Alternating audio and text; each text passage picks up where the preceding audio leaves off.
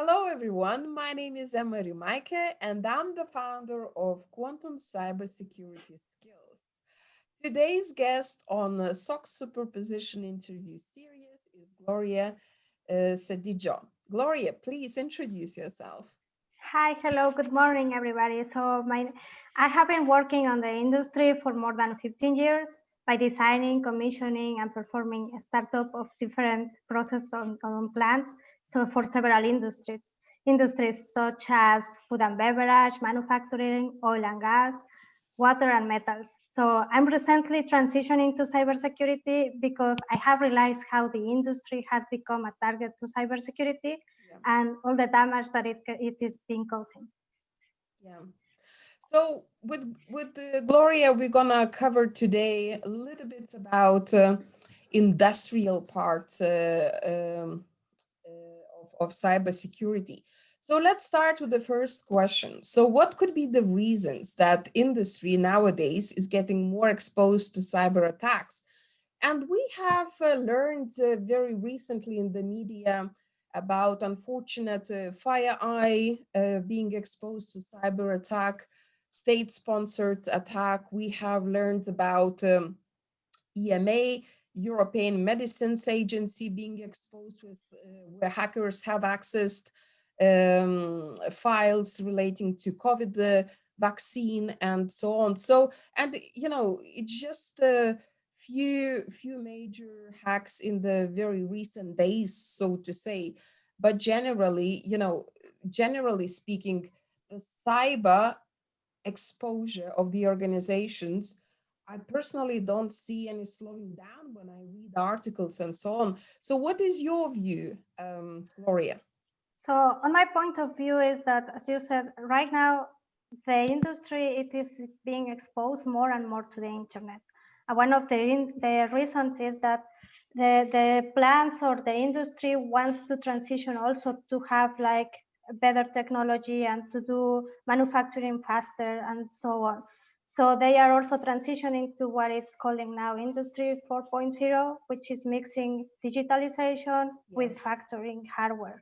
So that being said, you are exposing more your system, so you have open access points. So it's like having your house and then you have one window open so anybody can enter. And it is not that the systems are not secure or safety. It is that they are transitioning that part, but they are not transitioning the part of the OT. So the OT part, once the attacker is inside, then you have all protocols, then you have also all firmware or software inside. So, and the reason is not, again, like they don't want to change it or sure. transition. It is very difficult on the industry to do like that kind of transition because it costs a lot of money and it also costs time. So the way that normally the plans do it is by phasing. So they select what it is critical, what they have to do, and then they transition that. But again, if the attacker is already inside of your network and you don't have like those security layers in place, then it is when the problems are in there. So using all protocols, that more of all those protocols are serial protocols or are vendors protocols. So those are very easy to manipulate because they are not properly secured by security layers. They are more like for safety reasons. And may I ask you, it sounds very interesting. And may I ask you, so what actions, what activities would help to get? I guess your words are suggesting security transparency would be kind of an answer, right? To have this holistic view, so the organizations can really understand, as you are saying, maybe there are some old protocols not secured at the level they should be, right? And posing like an open window for easy access for the hackers, right? And maybe someone is not even aware this is an open window for the hackers, right? So would you say more penetration testing, or would you say, breach and attack simulations, or generally achieving the sec- holistic security transparency would help. So what would be your view? Because you are an expert in your field. Well, right now there are a lot of vendors, like new vendors. Well, not new vendors, are more like cybersecurity vendors more than the OT vendors, and they are doing that job. So they are doing like some kinds of monitoring systems, and also they are helping the industry to do the vulnerabilities assessments and penetration testing. The only thing in the industry is not that easy to do it, because you cannot do like active sessions on the operations, because if you do something wrong, then you can cause more damage that you want. That is the only problem. Blackout for the whole America. Yes, I think it was a case already that it happened. So, but there are already some industry that they are doing that help. Okay, interesting. All right. Do you have anything else to add, or shall we jump into the second part of the question? No, I think we are okay. We can go. We are okay. Good. So then let's cover why should plants and engineering firms consider ICS roles besides the traditional IT roles? Why is it critical now? And what would be the main focus? Let's cover this part as well.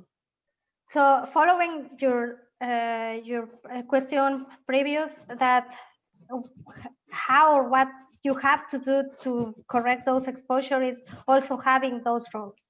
So if you have a person in the middle between IT and OT, that will help a lot, because it is not like they don't talk.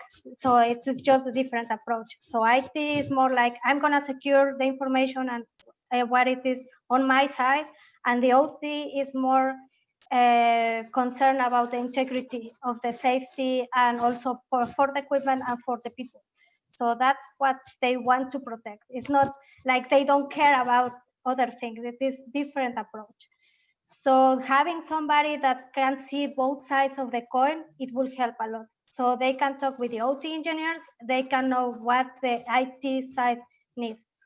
And then you should have that, I think, from the beginning of the projects, not just when the systems are operating, because as we are transitioning and they are gonna have new operatings or new phasing of operatings, then you have new projects. And those projects are not doing by the plants, are doing by the engineering firms.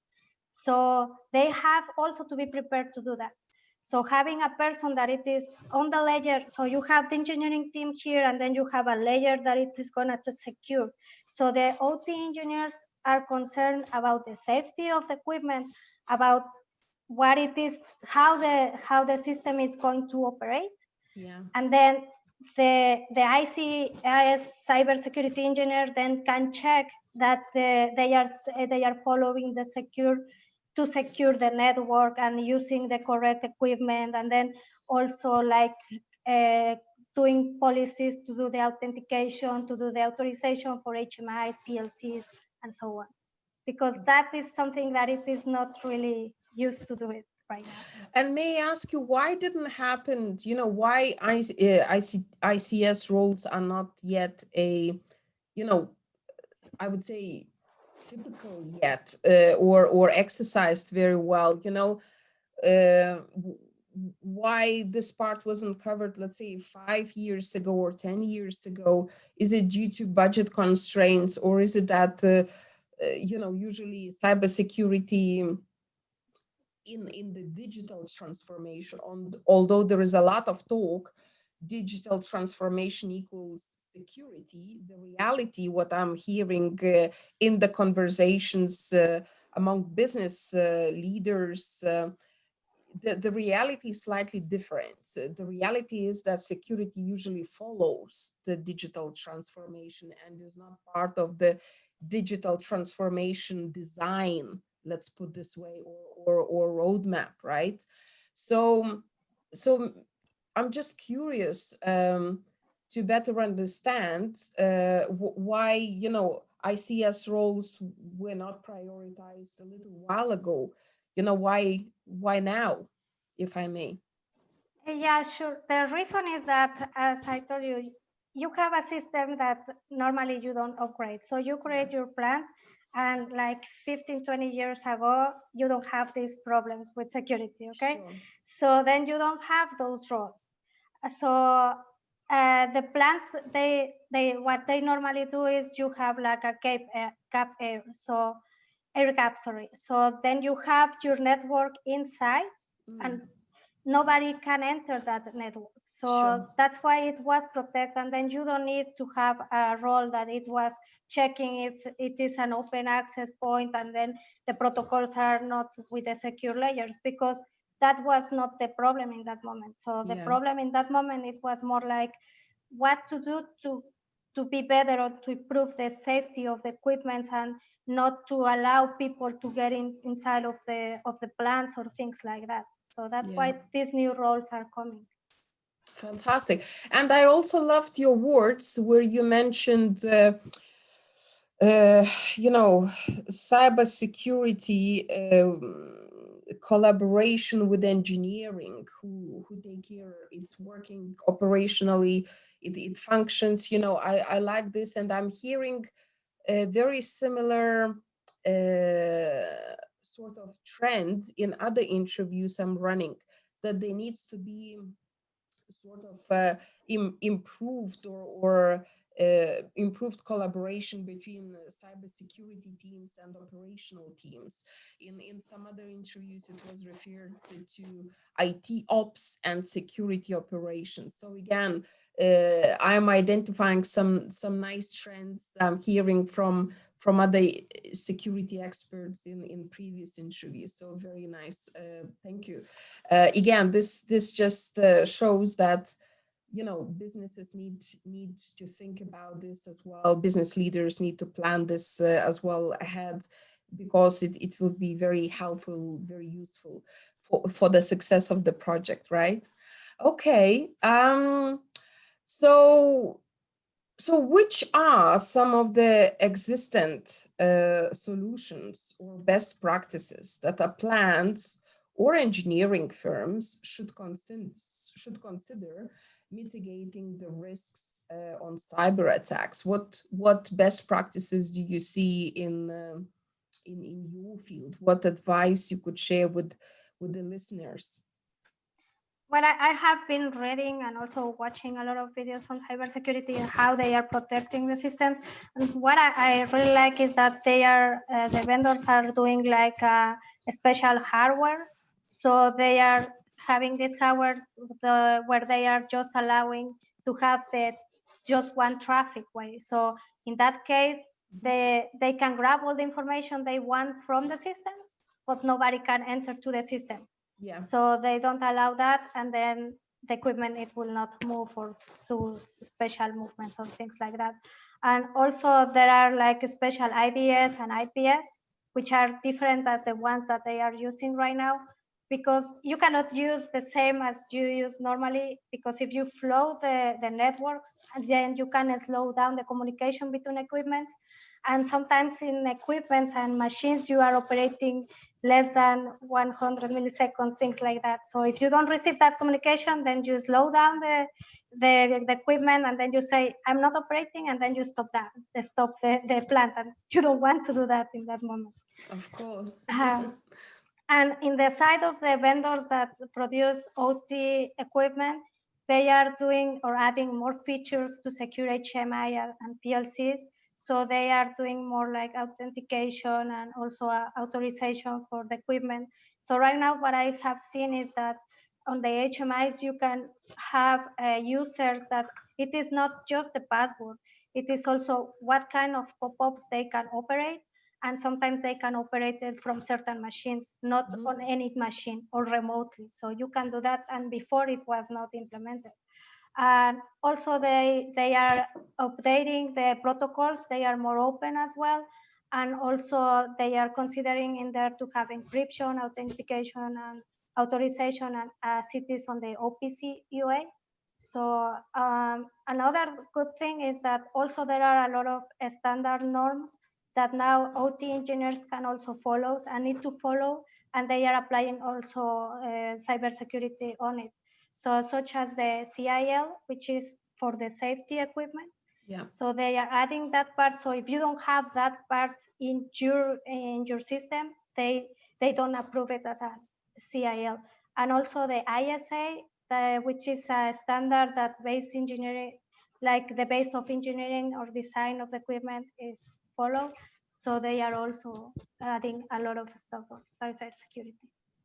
I would like to ask you, just purely your thoughts. There is no right or wrong answer, but quantum is coming, right? So whether it be in 5 years or 10 years, quantum computing is coming.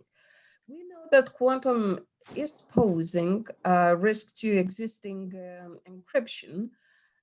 But when I'm reading the articles, of course, scientists are working, and I read one which said there is already like an encryption available which could withstand quantum computing, right? Approach. I've been also reading articles about quantum networks, which are very secure, and that China has already implemented some of those networks. It's live. Um, so what where I'm leading with this question is um, with 5G in mind, with the quantum computing in mind, do you see any, you know, risks or areas the business leaders should be focusing today to be to make sure the engineering or engineering firms are ready for the future or better prepared for the future? So what would be your open views, from the security part of view also? It's you talked about closed networks and so on, so and knowing about the encryption risks. So what would you say to this? Well, right now, if you start adding the roles for cybersecurity in ICS, those roles are gonna be updating their systems. So they are also be knowing what are the changes are, and if the systems are being upgrading already and they are not leaving or letting the systems like living the life cycle that it's 15 to 20 years, then this changing will be more easy than it is now.